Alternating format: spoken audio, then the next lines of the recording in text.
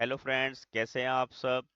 या देवी सर्वभूतेषु विद्यारूपेण संस्थिता नमस्तस्यै नमस्तस्यै नमस्तस्यै नमो नमः।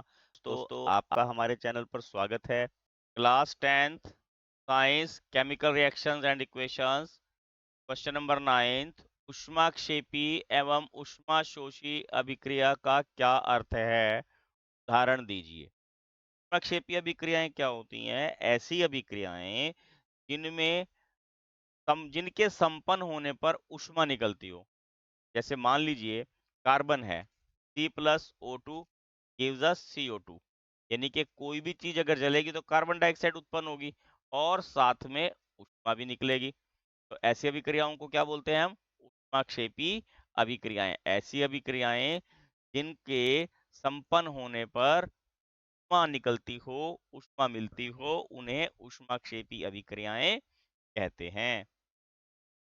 और लिखने में कैसे लिखेंगे? देखिए, ऊष्माक्षेपी अभिक्रिया जिन रासायनिक अभिक्रियाओं में उत्पाद के साथ ऊष्मा भी उत्पन्न होती है, ऊष्माक्षेपी अभिक्रियाएं कहलाती हैं। जैसे C+O gives us CO2 plus ऊष्मा। दोस्तों, ये एग्जाम्पल आपको कई जगह काम आएगा, ठीक है। इसको आपने याद रखना है। ये संयोजन अभिक्रिया में भी काम आ जाएगा, ये ऊष्माक्षेपी में भी काम आ जाएगा, ठीक है। अगला है ऊष्मा शोषी अभिक्रियाओं का क्या अर्थ है? जिन रासायनिक अभिक्रियाओं को संपन्न कराने के लिए ऊष्मा की आवश्यकता हो, ऊष्मा शोषी अभिक्रियाएं कहलाती हैं। जैसे कैल्शियम कार्बोनेट होता है। कैल्शियम कार्बोनेट क्या है? CaCO3 का पत्थर है। इसको जब हम गर्म करेंगे तो ये calcium oxide plus carbon dioxide. अगर इसको गर्म नहीं करेंगे तो ये ऐसा कैसा रहेगा, ठीक है ना। इसको संपन्न, इस अभिक्रिया को संपन्न कराने के लिए ऊष्मा की आवश्यकता होती है, इसलिए ऐसी अभिक्रियाएं ऊष्माशोषी अभिक्रियाएं कहलाती हैं। अब देखिए क्या बन गया। जिन रासायनिक अभिक्रियाओं में उत्पाद के निर्माण के लिए ऊष्मा अवशोषित होती है, ऊष्माशोषी अभिक्रियाएं कहलाती हैं। और एग्जाम्पल कौन सा दिया था मैंने आपको? कैल्शियम कार्बोनेट का CaCO3, मैं कर्सिव में नहीं लिखता,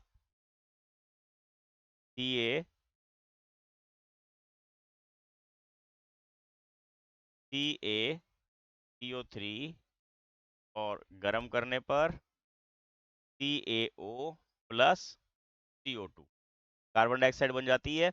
तो ये अभिक्रिया का, ये किसका उदाहरण हो गया हमारे पास? ऊष्माशोषी अभिक्रिया का। इन रासायनिक अभिक्रियाओं में उत्पाद के निर्माण के लिए ऊष्मा अवशोषित होती है, इन्हें ऊष्माशोषी अभिक्रियाएं कहते हैं, ठीक है। श्वसन को ऊष्माक्षेपी अभिक्रिया क्यों कहते हैं, वर्णन कीजिए।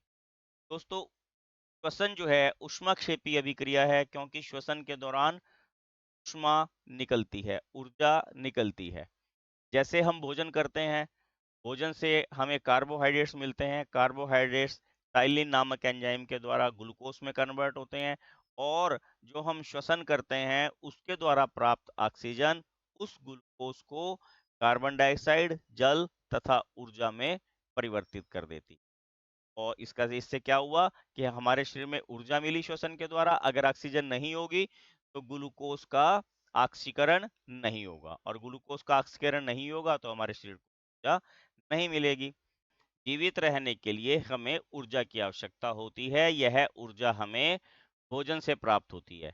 पाचन क्रिया के समय कार्बोहाइड्रेट्स ग्लूकोज में परिवर्तित हो जाता है और यह ग्लूकोज हमारे शरीर की कोशिकाओं में उपस्थित ऑक्सीजन से मिलकर हमें ऊर्जा प्रदान करता है। इसलिए श्वसन को ऊष्माक्षेपी अभिक्रिया कहते हैं। और इसका समीकरण क्या होगा वो भी लिख लेते हैं। देखिए, हम लिख दिया जिसकी रासायनिक अभिक्रिया निम्न प्रकार से। और रासायनिक अभिक्रिया क्या होती है? जो ग्लूकोज होता है ना, C6H12O6, ये एक्वस सोल्यूशन में है, प्लस ऑक्सीजन O2, और क्या बन जाता है? कार्बन डाइऑक्साइड प्लस जल प्लस ऊर्जा। ये ऊर्जा हमारे कार्य करने के लिए काम आती है। इसको बैलेंस करेंगे। देखिए, यहाँ कार्बन 6 है, यहाँ कार्बन सिंगल है, इसको भी 6 कर लेते हैं। यहाँ हाइड्रोजन 12 है, यहाँ हाइड्रोजन 2 है, इसको भी हम 12 कर लेते हैं। अब ऑक्सीजन देखिए, यहाँ पर ऑक्सीजन हमारे पास 6 है, 6 और 2 8, और यहाँ पर ऑक्सीजन हमारे पास 6 दूनी 12, 12 और 6 18, और इसको भी यहाँ हम, ये हमारे पास 6 दूनी 12 और 6 18 ऑक्सीजन हो। तो ये हमारा संतुलित रासायनिक समीकरण बन गया। ये श्वसन जो हमारी अभिक्रिया होती है उसका रासायनिक समीकरण है। ठीक है, क्वेश्चन नंबर 10 यहाँ कंप्लीट हो गया। नेक्स्ट देखते हैं 11th क्वेश्चन। देखिए, वियोजन अभिक्रिया को संयोजन अभिक्रिया के विपरीत क्यों कहा जाता है? इन अभिक्रियाओं के लिए समीकरण लिखिए। अब इन्होंने क्या बोला है कि वियोजन अभिक्रिया संयोजन से किस प्रकार भिन्न है। वियोजन अभिक्रिया में क्या होता है, कोई एक जो पदार्थ है, एक यौगिक टूट के दो या दो से अधिक तत्वों में विभाजित होता है। और संयोजन अभिक्रिया में क्या होता है कि जो कोई संयोजन दो या दो से अधिक जो तत्व मिलके एकल उत्पाद का निर्माण करते हैं। अब देखिए, जैसे वियोजन अभिक्रिया का उदाहरण ऊपर लिया था मैंने, CaCO3। अब ये ब्रेक डाउन हो रहा है, ये टूट रहा है और दो अलग अलग पार्ट्स में डिवाइड हो रहा है, तो ये वियोजन अभिक्रिया होगी। और कार्बन और ऑक्सीजन का एग्जांपल लिया था, ये जुड़ के जो है वो एकल उत्पाद का निर्माण कर रहे हैं। ठीक है, इसमें टूट रहा है और इसमें जुड़ रहा है, तो इसलिए बिल्कुल ये एक दूसरे के विपरीत होती हैं। ठीक है, देखिए, वियोजन अभिक्रिया संयोजन से पूर्णतः विपरीत होती है, क्योंकि वियोजन अभिक्रिया में एकल अभिकारक टूटकर दो या दो से अधिक उत्पादों में विभाजित होता है, जबकि संयोजन अभिक्रिया में दो या दो से अधिक अभिकारक संयोग करके एकल उत्पाद का निर्माण करते हैं। इसके लिए उदाहरण देखिए, उदाहरण वैसे मैंने ऊपर भी लिखे हैं पर मैं नीचे दोबारा लिख देता हूं। और उदाहरण में हमने सबसे पहले वियोजन के लिए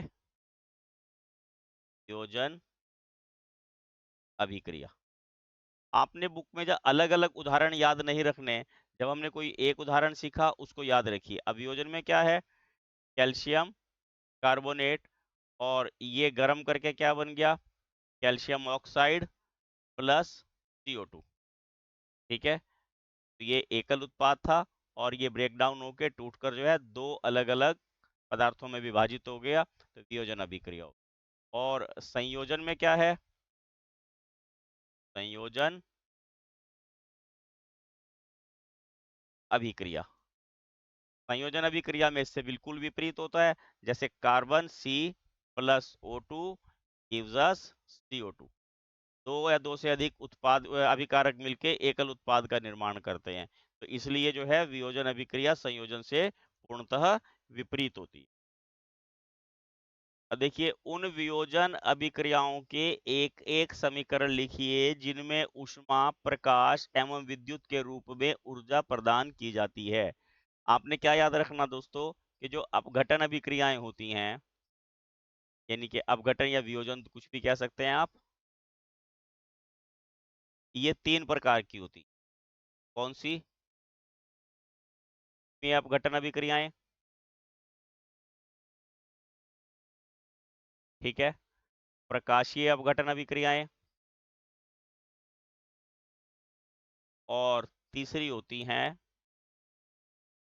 विद्युत अपघटन अभिक्रिया। कैसी होती है? विद्युत अपघटन अभिक्रियाएं। हमने इनके एक एक एग्जाम्पल यहाँ पर देने हैं। देखिए, सबसे पहले हम देते हैं यहाँ पर ऊष्मीय अपघटन अभिक्रिया का। ऊष्मीय अपघटन अभिक्रिया का, इसका एग्जाम्पल हमने अभी ऊपर भी यूज किया था। कौन सा था वो? कैल्शियम कार्बोनेट CaCO3, और गर्म करने पर यहाँ ऊष्मा लिखना है, या ये लिख सकते हैं, यहाँ त्रिभुज का निशान बना सकते हैं, दोनों एक ही बात है, calcium oxide plus carbon dioxide. ठीक है, और सेकंड है प्रकाशीय अपघटन अभिक्रिया, प्रकाशीय अपघटन अभिक्रियाएं। और प्रकाशीय अपघटन में क्या होगा, जो सिल्वर क्लोराइड होती है AgCl, जब ये सूर्य के प्रकाश में, यहाँ क्या है, सूर्य का प्रकाश, ये सूर्य के प्रकाश में सिल्वर और क्लोराइड अलग अलग हो जाते हैं। ठीक है, अब ये बैलेंस करनी पड़ेगी, यहाँ 2 लगाया, यहाँ भी 2 लगाना पड़ेगा, ये बैलेंस होगी। और तीसरी इक्वेशन है हमारे पास,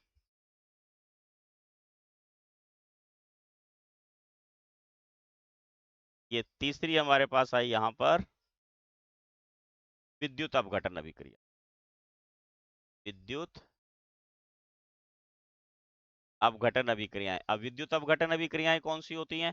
तो जल, जैसे जल का जो इलेक्ट्रोलाइसिस करते हैं, अगर जल में से विद्युत धारा प्रवाहित की जाए, क्या होगा?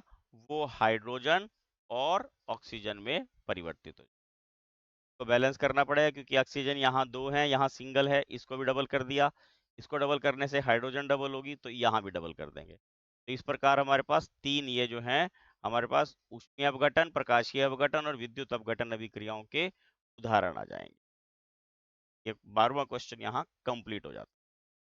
Please like, share and subscribe my channel. Thank you, have a nice day. रूप है प्रचंड तू आरंभ तू ही अंत, फिर सृष्टि